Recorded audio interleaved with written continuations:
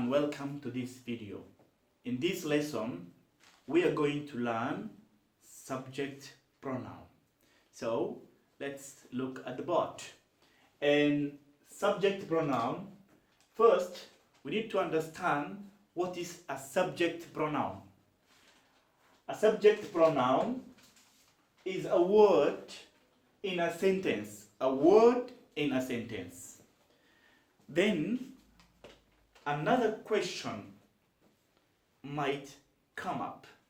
Which word? Because here we said subject pronoun is a word in a sentence. Which word? That is the question. It is the word that reverse. This word, it always comes again and again when you're learning the English language. It is the word that reverse, means that explains or that talks about. It refers to the person that is doing the action.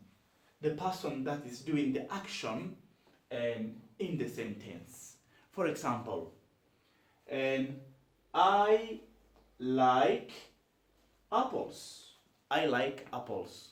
In this sentence, I is the subject pronoun because it is the word that talks about who is doing this action. I like apples. 2. She goes to school.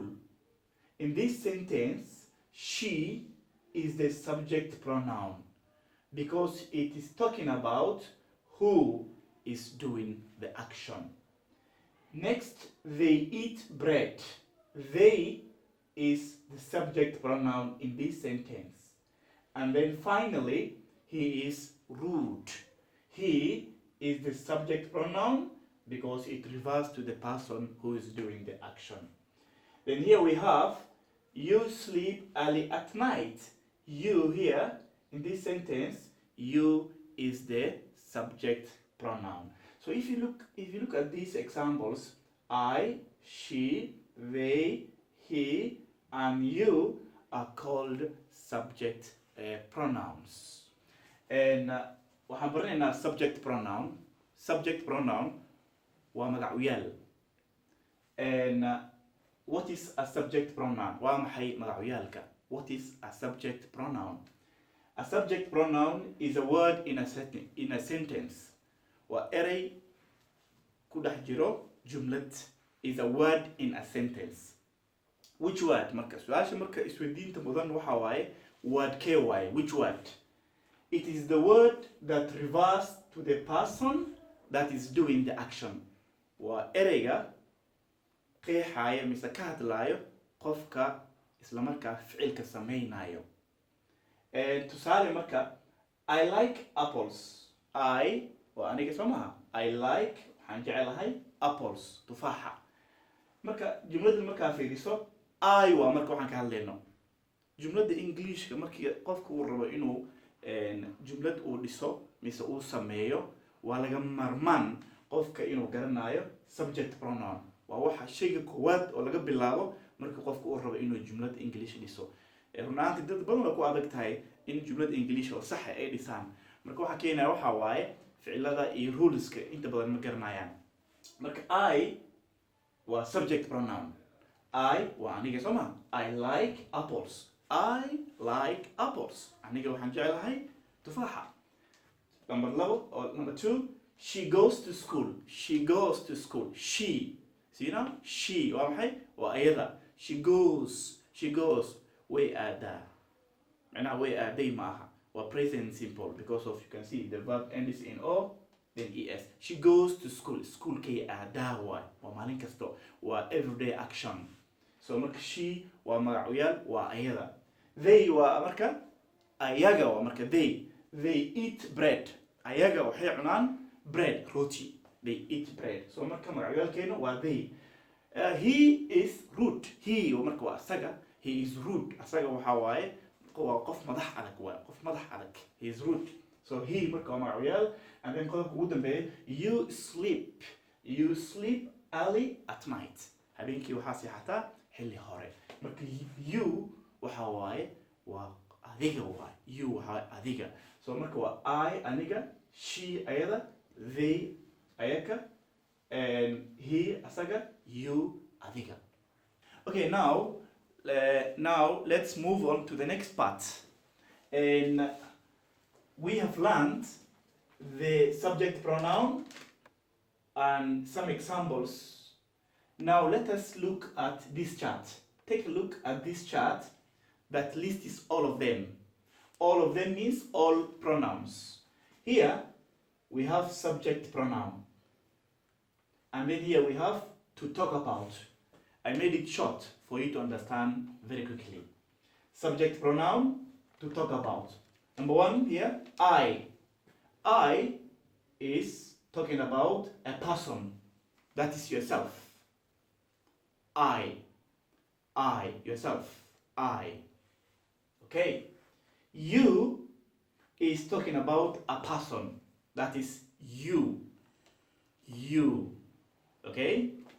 And then he is talking about another person, a male person. Basically, we have female and male. So he is talking about a male person, he. And then she is talking about a female person, she, a female person. Then we have it. It is talking about an animal like a cat or a dog. A thing like this macabre, or watch. It is also talking about, it talks about place. Like Nairobi, okay? Or like school, or like theater, or cinema, yeah. So we is talking about people, we, okay? We.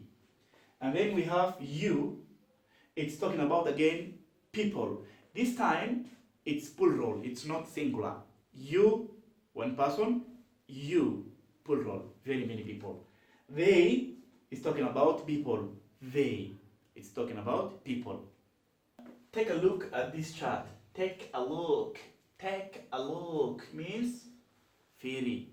At this chart, so this is the chart. Chart means table that lists all of them. Oo ka hadlaayo mise noo kala dhigdhigaayo qeybaha kala duwan ee pronounka mise magacyaalka. Subject pronounka marka waxaa la yidhahdaa I oo aniga waxay ka hadashaa marka I waxay ka hadlaysaa a person, qof. Waa marka qofka shakhsiyadiisa waay I, aniga waay marka I. You waxay ka hadlaysaa qof. You marka waa adiga, you. He waa asaga, qof kale ka hadlaysaa asaga mise isaga. Waa male person, waxay ka hadlaysaa qof lab okay? Male person. She waa ayada, waxay ka hadlaysaa qof female person, qof dhidig she, ayada. It marka waxay ka hadashaa saddex shay. Animal, for example xayawaanka,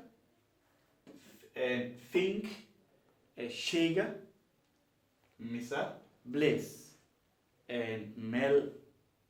For example animal marka sida bisada, jiirka, you know, cat, bisada, jiirka, iyo xayawaanada kale oo lamid Think marka waa shay sida qalinkan macabre la dhahaa. Watch saacada, iyo place meel sida Nairobi, Mogadishu, New York. We waa inaga marka, inaga we waxay ka hadashaa people, dad. We waa inaga. We marka uma adeegsan kartid shay waxaas, waa inaga kali. You marka hore waan soo hadalnay, you waxaan dhahnay waa hal qof, marka ka hadlayno waa hal qof. Laakiin markii you haddana ay tahay people, dad badan, waa markii marka aan u bedelayna maaragtay jamac. You idinka waa markaas. And then kan ugu dambeeya marka waa they. Theyna waxaa waaye iyaga waaye, ase ayagana waa jamac. Intaas marka waxaa isku dhahaa subject pronoun. Waxaan filayaa inaad si fiican u fahamteen. Okay, now let's talk about subject pronoun, singular and plural. And here we have singular, we have first person, that's I. First person, singular, it's I. First person, plural, is we. Second person, singular, that is you. Second person, plural, that is you again. Third person, singular, we have he, she, and it. Third person, plural, is they. Okay, haddaba marka aan ka hadalno waxaa loo garanayo first person iyo second person iyo third person pronoun. First person waa qofka hadlayo, the person who is talking or the person that is talking. Qofka markaas hadlayo waxaa la dhahaa first person. Waa I oo aniga. For example, I am Muhammad. You see? I aniga. First person plural jamciisana waa maxay? Waa we, waa anaga. We are students. Waxaan nahay arday. Okay. Second person singular waa you. Waa qofka lala hadlayo markaas. The person that you're talking to. Qofka lala hadlayo. You marka waa adiga. Waxaa leedahay you are Abdi. You are good student. Second person plural waa you. Isma bedelaysa ayadana. Because waxaan dhahnay hal qof marka la hadlayso waxaa leedahay you adiga. Dad badan marka la hadlaysina waxaa leedahay you. Tusaale, how are you? Marka leedahay how are you? Sidee tihiin? Hal qof lama hadlaysid. Hal qofna waa la hadli kartaa. Dad badan waa ka dhigi kartaa. Third person waa qofka laga hadlayo. He markaan dhaho waa asaga. Whether that person is present or absent. Qofka hadduu joogo iyo hadduu jooginbo yani waa laga hadli karaa. Waxaa leedahay he asaga, she iyada, iyo it waxaa nooleen xayawaan, animal or things. So third person waa he, waa asaga, she iyada, iyo it. Waa qofka laga hadlayo. Marka third person pluralna waa they. Intaan waxay isku yihiin they. Intaas waxay isku yihiin they. So that is all about our lesson, and thank you for watching.